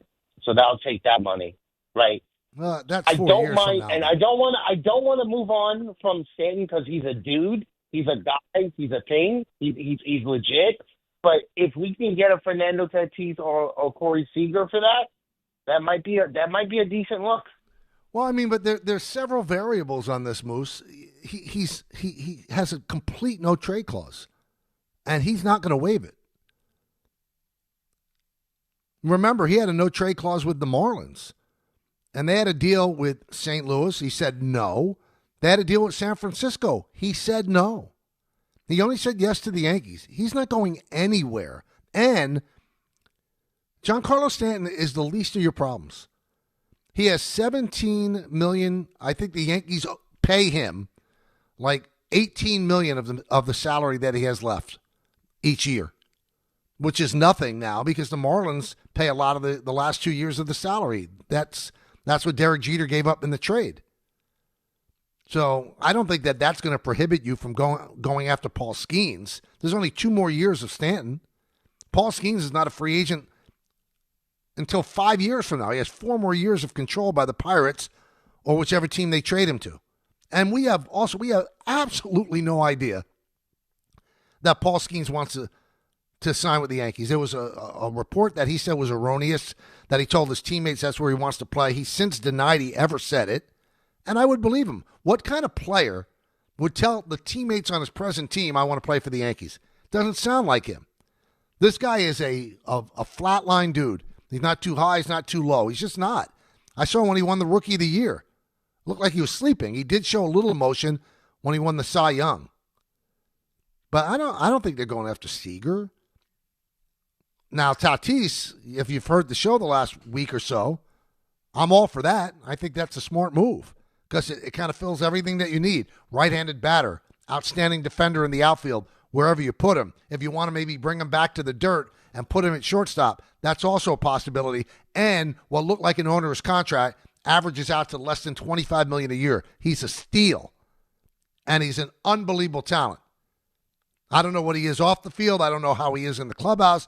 That's for the Yankees to try out. That's for them to investigate. Steve in Middle Village. Steve. Hey, Michael, thanks for taking the call, and happy Thanksgiving. Thank you. Same to you. Quickly, a couple of things. One is you broadcast the Cosell call.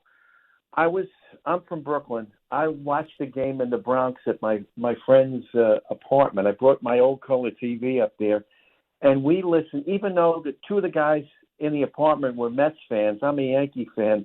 We listened to the Channel 11 broadcast by Phil Rizzuto. Back when you were allowed to do that. Yes, exactly. It was a unique time. And Phil, in his later years, he joked around. I love Phil. I met him once. Wonderful man. And, of course, you know him very well. He did a hell of a good call with Chris Chambliss. I advise anybody who wants to hear it should go on YouTube. It's really a great call. He did it right. He was Phil Rizzuto, but he presented all the facts. And I've always said this, Steve, and I'm glad you brought it up. People look at Phil Rizzuto and, the cannolis and that he would leave early and Cora and the George Washington Bridge. He really could call a game. I mean, some of the biggest calls he nailed. You listen to Roger Maris's 61st home run, nailed it. The Chambliss home run on Pix 11, nailed it. I mean, this guy knew how to call a game.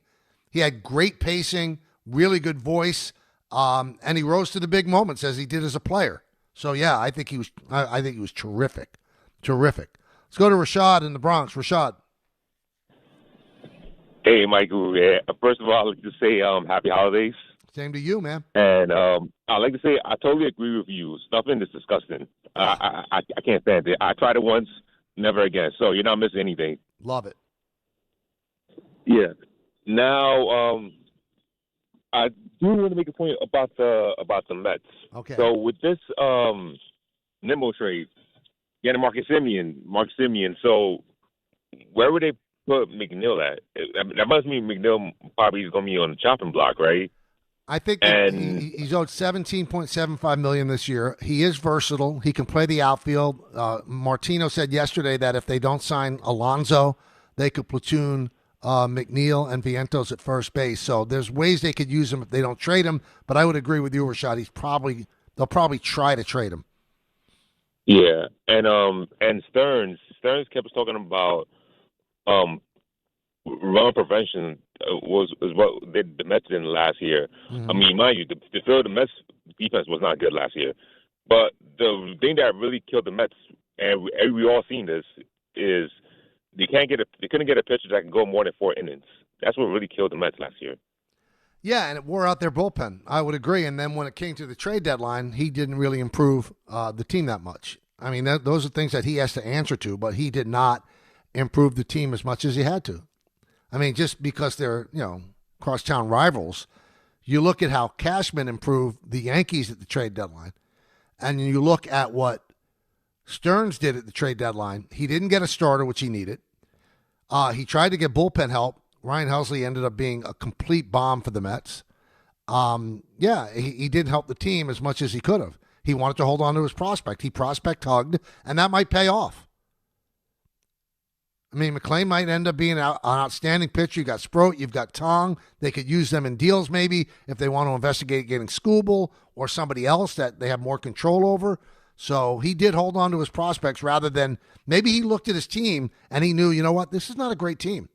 Why am I throwing good money after bad? Doesn't make sense. He's got to have a better winter than he had the previous winter and also the trade deadline. So there's some pressure on him. Hey, the ESPN New York holiday party, it's back. This show, the Michael K. Show, and Don Hahn and Rosenberg, well, they're bringing the holiday cheer at your mother's house in Garden City Park, Long Island. That'll be on Friday, December 12th. We're all looking forward to it and looking forward to seeing you. We're once again collecting unwrapped toy donations this year to benefit the Garden of Dreams Foundation. All kicks off at 1 p.m. on Friday, December 12th at your mother's house. Brought to you by Amazon Pickup, Security Dodge, and Spiked Aid. It's Wednesday, and you know what happens on Wednesday, right? 2:30. We get a chance to talk to Mike Lupica, and he has some strong opinions about who's to blame with the Yankees not winning a World Series since 2009. Has a column out in the New York Daily News, and we'll talk about that with Mike in just a moment. Hey, right now at Bay Ridge Honda, experience the wonder of holiday savings on Honda cars, trucks, and SUVs during Happy Honda Days, like the Accord SE, only $239 per month, or the all-wheel drive Honda Ridgeline for only $289 a month. These clearance deals, they won't last long. Plus, receive thousands in benefits and savings with their Bay Ridge Plus Advantage plan. Upfront pricing, total peace of mind. Visit BayRidgeHonda.com. 36 months lease, 7,500 miles per year, $38.99 down plus tax, tag, and fees. See dealer for full details. 14th ranked St. John's faces 21st ranked Auburn in their third game of the Players Era Festival in Vegas. Coverage begins at 7:40 on the ESPN New York app. 1 in every 6 men is likely to be diagnosed with prostate cancer in his lifetime. That's why New York Presbyterian wants to remind men over 50 to book a prostate cancer screening. A simple blood test is all it takes. It could save your life. Screenings are available across New York City and Westchester at locations near you. Schedule your annual prostate cancer screening today at nyp.org/cancer screening. Stay amazing. New York Presbyterian. At City Harvest, we believe no New Yorker has to go hungry. With your help, we're on the road 365 days a year, rescuing over 77 million pounds of nutritious food and delivering it free to millions of New Yorkers, transforming surplus food into sustenance, sustainability, and smiles, rallying thousands of New Yorkers to power a network of nourishment across our city. One day, one meal, and one New Yorker at a time. That's how we feed good. Donate at cityharvest.org. To help those who want to be helped, but may not be able to afford it. That's what PGA Tour winner Grayson Murray had envisioned for a foundation before he sadly took his own life at just 30 years old. His parents channeled their grief into creating the Grayson Murray Foundation, carrying out his vision to help those struggling with mental health and addiction. To donate and learn more, visit GraysonMurrayFoundation.com. Mornings with DiPietro and Rothenberg. This whole idea that Joe Shane is just safe and you have nothing to worry about is apparently not true. He's going to do the due diligence. All right, here's a folder on him and a folder on him and a folder on him. They will determine who they want based off of his information. He is hardly safe. Not that he won't be back, but it's not a slam dunk that he will be back. DiPietro and Rothenberg, morning 6 to 10 on ESPN New York and streaming live on YouTube. John Ryan. Yeah, Dad. I think I came up with a killer slogan for our law firm. D'Agostino and Associates, bite back. Bite back? Yeah. When someone hurts you, you bite back. We'll be the law firm that bites back. Dad, that's brilliant. Accident victims, call D'Agostino and Associates and bite back. Hey, we could even put a big vicious dog on billboards everywhere. Yeah, and Rottweilers on buses. Hey, how about a toll-free number? What are you thinking? You know, like 1-800-BITE-BACK.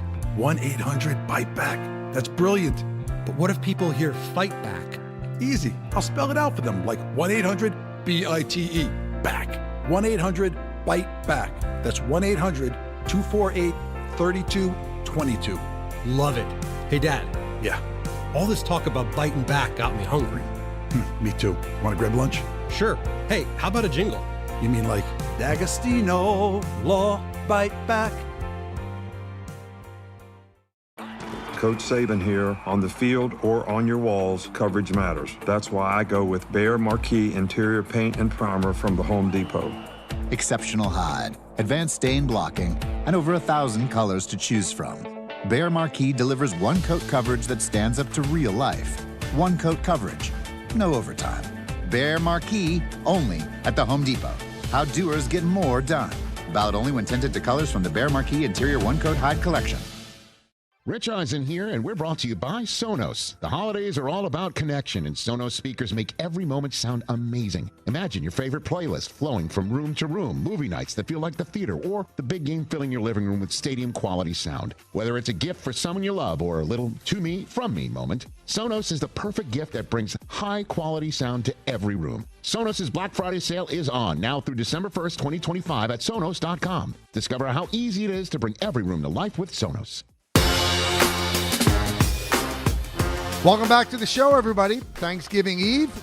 Hope you have a wonderful day with your family tomorrow and the whole weekend as well.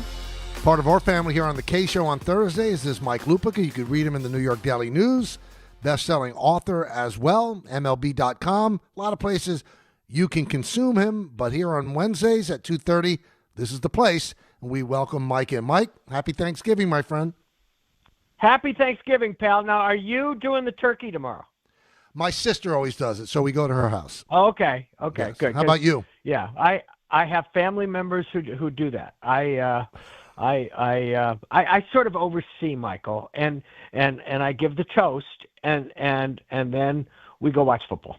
Love it. That's a holiday right there. That's a holiday. Now, right. I read your column in the news, with much interest, and in short, I'll let you expound on it, but you're not putting blame on Hal Steinbrenner. You're saying Hal Steinbrenner does what Hal Steinbrenner has to do as an owner. Yeah, this idea, I was amazed. I don't know about you, Michael. I was kind of amazed the way he got jumped the other day for talking about $300 million again, and he quickly qualified what he was saying by pointing out that they probably wouldn't stay under $300 million. But what Michael's talking about a column that it'll be in tomorrow's paper. It's already posted online at the Daily News. Hal Steinbrenner has spent enough money on the Yankees. The idea that he hasn't is, to me, ridiculous. Yes, he's been passed by Uncle Steve Cohen. Yes, he's been passed by the Los Angeles Dodgers. But, Michael, as I point out in the column, and you find the payrolls at different places, but one of the places I trust says, from the time Hal has really been in the big chair, which started like the year before the Yankees won their last World Series, the Yankees have led in payroll 7 times. They've been second 6 times, and I think they've been third 2 other times. So the point I'm making is, it's not like they've been shorthanded as they tried to win the World Series. He has spent a ton of dough. I think in this century, the Yankees have spent like $3 billion or something crazy on baseball players.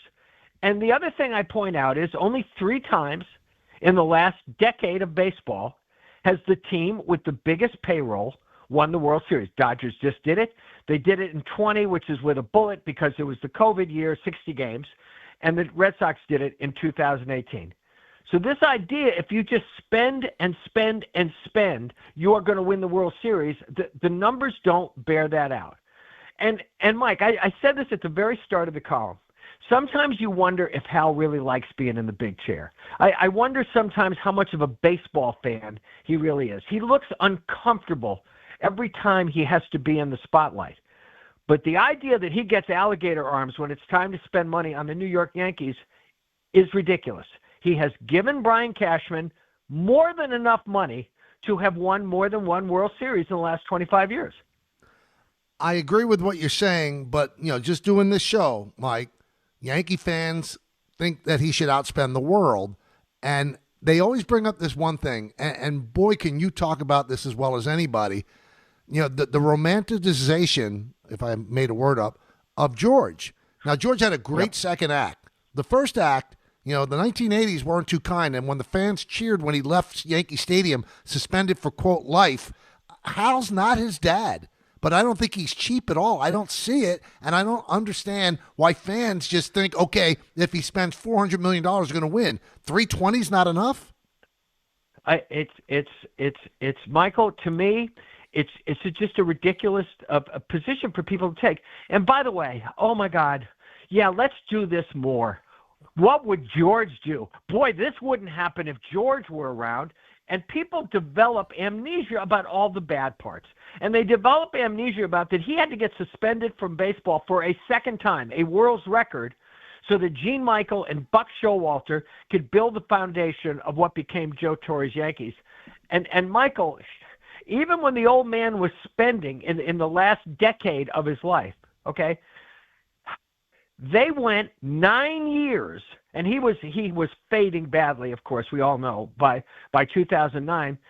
They nearly went the last decade of George's life without winning the World Series. So Mike, my head explodes every time somebody will write or say, "Oh, this wouldn't happen if George." What wouldn't happen? What wouldn't happen? Yeah, they had a great time in the late 1990s. They did. But, Mike, they have made him something more than he was in retrospect. That's all. Now, we had a caller earlier. Now, if you want to criticize Hal, you have the right to do what you want. Yankee fans, there's a certain age of Yankee fan that was promised it's a World Series or bust. Hal's never said that, nor has Brian. But Hal has entrusted this to Brian. So if you want to criticize Hal, you could say, okay, he's entrusted everything to Brian, and Brian hasn't brought it home. But I said this to the caller, Mike. Maybe the Yankees look at success now differently than they have in the past. Maybe just give me a team every year that has a chance to win the World Series, and you've done your job. And Brian certainly has done that job. But they can't say that to the fan base. No. They can't. It would make them incredibly tone deaf to the franchise. Again, look at the finances of just the last season in baseball, okay? The Dodgers wildly outspent everybody, including Uncle Steve, right? And went back to Toronto, down 3-2, and came within a blink in a great Game 7 of not winning the World Series. The Yankees had to survive 2 match points against a Boston Red Sox team that spent $100 million less than they did on baseball players last year. The Yankees spent $50 million more than the Toronto Blue Jays. That you cannot simply measure this in the amount of money spent. That's the point of this column. And Mike, by the way, nobody had a more famous and adversarial relationship with the old man than I did. Nobody. I nicknamed him Boss Steinbrenner, and not because I thought he was like Bruce Springsteen, because I thought sometimes he operated like a mob boss. Okay, and so I'm defending a Steinbrenner today, and I'll stand by that. I'll stand by that defense. This is not about him. Now, if he comes out and says, I'm perfectly happy with the way things are, that we have a chance every October, blah, blah, blah, blah, blah, then I would take out after him, because I think Yankee fans are entitled to a better attitude than that, okay, from the guy who's paying the bills. But until he does, I just say that those teams for 25 years, I've been writing this for a while, Michael, the Yankees are the kings of being good, but not quite good enough. Well, let me tell you something that Don LaGreca always says. They might not say that, Mike, but the fact that there has not been a change, they're saying it. Isn't that fair? Yeah. Listen, Michael, I'm always reluctant to, for even to suggest that people should lose their jobs in sports. Okay, so I'm not suggesting that right now, but there is a lack of pressure applied to his general manager and his manager. That's just the fact of things. Mm-hmm. I mean, there's a team that has won 4 World Series to the Yankees' 1 since October of 2004. That is the Boston Red Sox. Look at the changes that John Henry has made. And again, his fans right now don't think he spends nearly enough. But look at what he's done with managers and general managers. And now it's been 7 years since they won the World Series. I happen to think they're going to be a contender next year. But that is a different business plan at Fenway Park than it is at Yankee Stadium, because there's a ruthlessness to John Henry that we do not see. In fact, the funny thing is, John Henry's a lot more ruthless in the way he does business than Hal is, but similarly ruthless the way George Steinbrenner was. It is funny also what you wrote in the column, which really rang true. Other than fans of the Mets and the Dodgers, every fan base thinks their owner should spend more money, including the Cubs. And as you mentioned, fans in Boston are very upset. Okay, you got rid of Devers. Are you going to spend more money? Although, unbelievably, somehow Sonny Gray's going to make $41 million next year. So I think that's just a rallying cry of all fan bases. Spend more, spend more, spend more. And the scary thing for some owners, though, Mike, is that the team that spent the most ended up winning the championship. So that further emboldens fans. See? And now you said it doesn't happen a lot over the last 20 years, but last year it did. Yeah, and if it keeps happening, then everybody has to look at their business plan. Mike, go back. It's spotrac.com. Go look at the payrolls, I think, on their website go back to 2011, okay? Go Go back and look how much money Dave Dombrowski has spent since he's been in Philadelphia, okay? Look, again, you just mentioned the Cubs and the Red Sox. I mentioned them in my column. Look how far down the list they are, okay? Mm-hmm. And I'm telling you, it's like I said at the end of the column, the old trope about money doesn't buy happiness, but it will finance an exhaustive search, okay? Hal Steinbrenner has spent. He has spent and spent and spent. And I'll just circle back to something I said to you a few minutes ago, Michael. He nearly lost in the first round to a team he outspent by $100 million this year. And on top of all that, he made Garrett Cole the highest paid pitcher of all time. He offered an incredible, more money than I think he was comfortable with Juan Soto. He gave, at the time, an unbelievable deal to Aaron Judge, which turns out to be that it's going to be a bargain. So he does spend. For fans that say that he's cheap, and another thing that I don't like either, that you even said at the beginning of the interview, he's not demonstrative like his dad, but he wants to win very badly, Mike. If he didn't, he could spend $250 and pocket $70 million more money. So I mean, for those that say he doesn't want to win, well, show me how he doesn't want to win. Mike, I'm telling you, you referenced Soto. I said, I think in the second to last paragraph of this column, do the people who think he's cheap think he offered more than $700 million to Juan Soto last winter just to show what a good sport he is? No. And let me tell you something, Mike. For all of the what would George do if only George were here? Please, George, come back, okay? For all that stuff. If George were here right now, you know what he'd be doing? He'd be watching Juan Soto play baseball for the New York Mets, and he'd be watching Yamamoto pitch for the Los Angeles Dodgers. Because the rules have changed from when George owned the team. And there wasn't a Mark Walter, and there wasn't a Steve Cohen, because those guys, Mike, and from what, if you believe what you want to read, Steve Cohen lost like $350 million on the Mets in the last couple of years. That's nothing to him. He wipes his butt with that. But for Hal Steinbrenner and the investors of the Yankees, they can't afford to lose $350 million. They're not going to do it. I said in the column, Steve Cohen is someone right now who's probably wondering, with his general manager, how much is enough for you, okay? But as I point out in the column, the Mets are not the Yankees. The reason I was writing about Hal today is because he's the one who was in the news this week. And, it's not a normal course of business for me to look like I'm carrying the water for a Steinbrenner. But I just felt today it was just something that needed to be. I mean, you probably said it more often than I have. I just felt like it was something that needed to be said. Yeah, absolutely. Before I let you go, did you like the Nimmo for Simeon deal? No, I didn't. I know run prevention is like the mantra now over at Citi Field. All I can tell from what I've been reading and hearing for the last 2 days, Michael, is that Semien is now the greatest 230 hitter in all of recorded baseball history. But he can play defense. I know he can, but, it goes back to the Alonso thing that we've talked about, run prevention.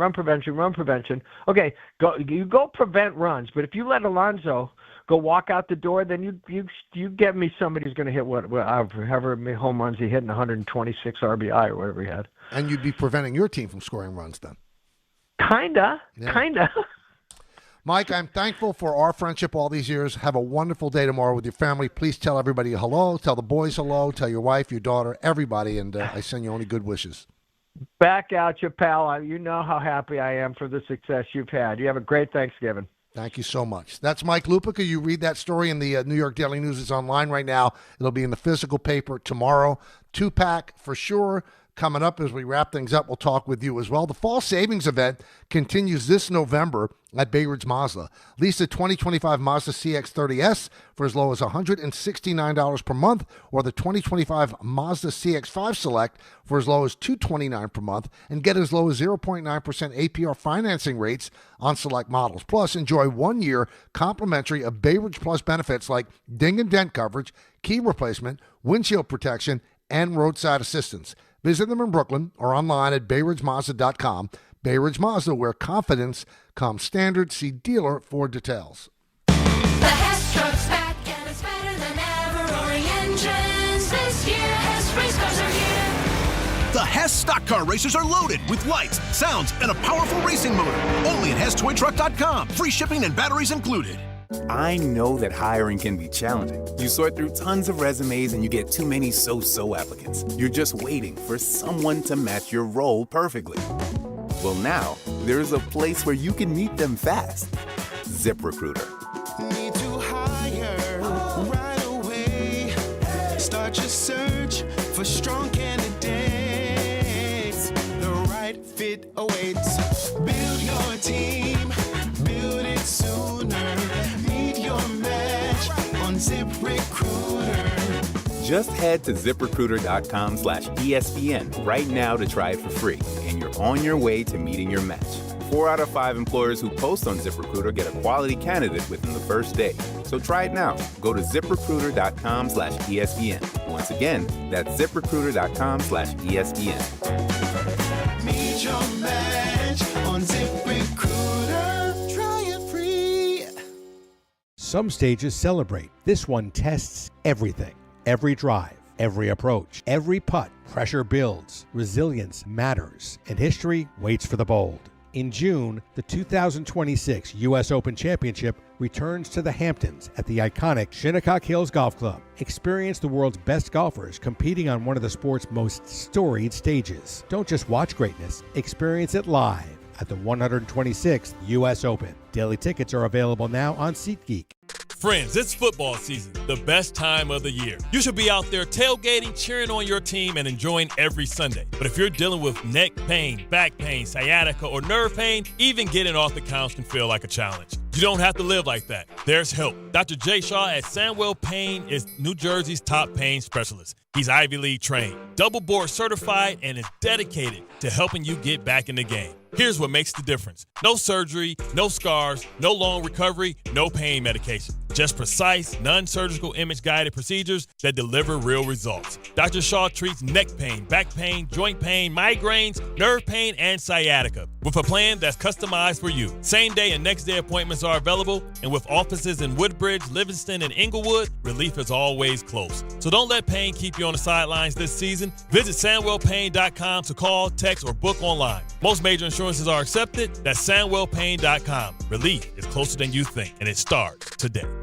Tire care shouldn't come with extra costs or surprise fees, and it should be simple, straightforward, and stress-free. So at Midas, they're rolling out the limited lifetime tire guarantee. Included with every tire purchase with paid installation, you'll pay nothing for flat repairs, nada for flat replacements, zilch for tire rotations every 5,000 miles, and zero for other preventative maintenance. So with this limited lifetime tire guarantee, you'll pay a whole lot of nothing compared to what the other guys charge for tire care. That's a limited lifetime tire guarantee only at Midas. Rich Eisen here. As you all know, I care deeply about pediatric cancer research and awareness. That's why I'm proud to talk about Hyundai Hope on Wheels. For over 27 years, every Hyundai sold has helped fund life-saving pediatric cancer research. Together with over 850 dealers nationwide, they've raised more than $277 million, supporting over 25,000 kids in their fight against cancer. At Hyundai, hope isn't optional. It comes standard. Visit HyundaiUSA.com and search Hyundai Hope on Wheels to learn more. You live for this. The wins, the losses, the slam dunks, and the buzzer beaters. The dream that this is your team's year. Hope, it's what keeps you coming back. So you represent with anticipation and with pride. Because when everything's on the line, your support means everything. That's why the NBA Store is here to support you. Check out the largest selection of official NBA gear at NBAstore.com. A Fanatics experience. Oh yeah, it's kind of like a Friday on a Wednesday because there's no show on Thanksgiving nor on Friday. So we'll make our picks today. Now you might not be that interested in my picks because the last 4 games I've picked, the last 4, I've gone 0-3-1. Every game I've lost by a half point or tied. The one that wasn't a hook game, that's the one that tied. Every single game I've lost by a half point. So maybe I'm losing the mojo. It's discouraging. It makes me nervous. I don't like it. I've now fallen under 500 after last week's 0-2. I'm 11-12-1 on the season. I'm not feeling good about things. So here we go. Mentioned the Jaguars earlier, right? They're 6.5-point favorites over the Titans. This game is in Tennessee. Jags, they can really be good sometime, and then they make you scratch your head. They beat the Chargers 35-6 a couple of weeks ago. I mean, the Chargers have their issues, but they're a pretty good team, and the Jags kind of slap them around. Jags have a quarterback that sometimes looks unbeatable, and then he looks awful at other times. I'm thinking against the Titans, he's going to be unbelievable. Titans look like they want that first pick in the draft. So give me the Jaguars. I'll give the 6.5. Hopefully, the half point will not get me. The other game, it's not a hook game. The Dolphins are 6-point favorites over the Saints. Game's in Miami. Miami, by the way, very quietly starting to play better. They have covered in 6 of their last 9 games. They've beaten the Falcons. They've beaten the Bills. And the Saints, also a team that looks like it wants a little bit of a chance at the number 1 pick. So I think the Dolphins are going to win this game, maybe by 10, 2 touchdowns, something like that. So give me the Dolphins in Miami. I'll give the 6 points to the Saints. I think that should be a fairly easy cover. Those are my 2-pack for sure picks. Now with the Giants and the Jets. Jets, 2.5-point favorites. Getting 2.5 points, by the way, over the Falcons. Not quite sure about that. The Falcons, 1-4 against the spread as favorites. Also, Greg London is out for the Falcons. I think this is a game that the Jets are going to win. So the 2.5 points seems like it's just piling on, but I'll take it. This is not one of my picks, though, but I like to give you my take on the New York teams. So give me the Jets. I'll take the 2.5. I think they actually beat the Falcons, and then Jet fans could pull out their hair saying, gee, we're hurting our chances of getting number 1 pick. The Giants are 7.5-point underdogs in New England on Monday Night Football against the Pats. New England keeps winning games, but they have not covered. I believe they're 1-3 against the spread in their last 4 games. So that's something to be worried about. 7.5, there's that hook again. But if you said, Michael, you got to pick the game. It's a New York team. You got to pick the game. There's something telling me to take the Giants and take the 7.5. I don't feel great about it, but Jackson Dart could be back. We have not yet heard if he's cleared concussion protocol. They've looked good with Jameis Winston. I think Jackson Dart can be better, and it looks like Mike Kafka has been much more imaginative in his play calling than he was as the offensive coordinator. So give me the Giants in the 7.5. I don't think they'll beat the Patriots, but I think they'll keep it close enough. And they do have a history, by the way, of shocking the Patriots when the Patriots are, in fact, favorites. So 7.5 points, maybe the Patriots look at this as a layup and they don't put a lot of points on the board.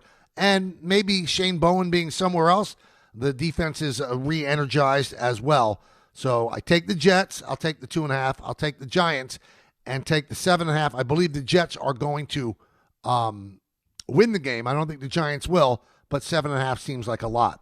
I do want to remind you, this Thanksgiving, FanDuel is introducing a brand new way to build a parlay together. It's called Pass the Leg. Now, here's how it works. Start a group build, add your pick, then pass it to your friends so they can add theirs. When everyone's done, you each lock in the group parlay with your own funds because football is better when it's played and bet together. And to make it even better, everyone gets a 50% profit boost to use on their build. There's so many things that you could bet for this Thanksgiving Day. The Chiefs, right? They're in Dallas. Do you like Dak Prescott, the over in yards? Well, how about Patrick Mahomes? You could do the same deal there. How about the Ravens hosting the Bengals? Joe Burrow is coming back. Over under maybe on touchdowns, over under on yards. And with the Ravens, will Derrick Henry find the end zone? These are some of the things on your Thanksgiving buffet. Grab your crew, start your build, and get in on the action this Thanksgiving with Pass the Leg. Visit FanDuel.com/K to get started. FanDuel, play your game. 21 plus and physically present in New York, opt-in required. Bonus issued as non-withdrawable profit boost tokens. Restrictions apply, including any token expiration and max wager amount. See terms at sportsbook.fanduel.com. For help with a gambling problem, call 1-877-8-HOPE-NY or text HOPE-NY 467-369. Saints did something this week that annoyed me, but it doesn't surprise me. They tried out Justin Tucker, who just finished serving a 10-game suspension for accusations of misappropriate sexual behavior. He was accused by 16 different massage therapists dating back to 2012. Hasn't been charged in a court of law, but the NFL did its own investigation and suspended the guy for 10 games. Now, he used to be a great kicker. Before he got suspended, he had certainly dropped from great. But the Saints needed a kicker. Now, they ended up not signing him. But the fact that they brought him in shows you that they do not care why he was suspended, because they'll probably say, well, he served his time. He served his suspension. He has the right to earn a living. You're right. Absolutely right. But does he have is it necessary for him to earn a living in your organization? Is that the people that you want to associate with? Again, not guilty of anything, but guilty enough that the NFL suspended him for 10 games. There's too much of it out there that teams just forget about something a guy did because he has a specific skill set that they think could help them win. And it does make you wonder what they know about Trevor Bauer, that he's never gotten that chance. And what they know about John Gruden, that he's never gotten a second chance as a coach. Because it seems like most every team holds their nose and say, oh, yeah, I'll try him out. I don't care what he did. Awful. But that's what sports has become. I hope you all have a wonderful weekend, a great Thanksgiving with your family and friends. Stay healthy. I couldn't be more thankful to have you as my co-host every single day. I'll be back again Monday at 1 o'clock. Looking forward to that. Coming up, Hahn and Rosenberg. So please, please enjoy this time with your family and friends. In the words of Billy Joel, life is a series of hellos and goodbyes. I'm afraid it's time for goodbye again. See everybody. Have a wonderful Thanksgiving. If you've been injured in an accident that wasn't your fault, then you need a lawyer who knows New York's unique personal injury and workers' compensation laws. At the Parisman Firm, they have decades of experience handling all types of accident cases and a proven track record of delivering huge results. Their team has already recovered nearly $1 billion for injured New Yorkers. From construction to car accidents and slips and falls, they've got you covered. Call the Parisman Firm now at 718-WORKERS, where your case is their cause. Get the justice you deserve today.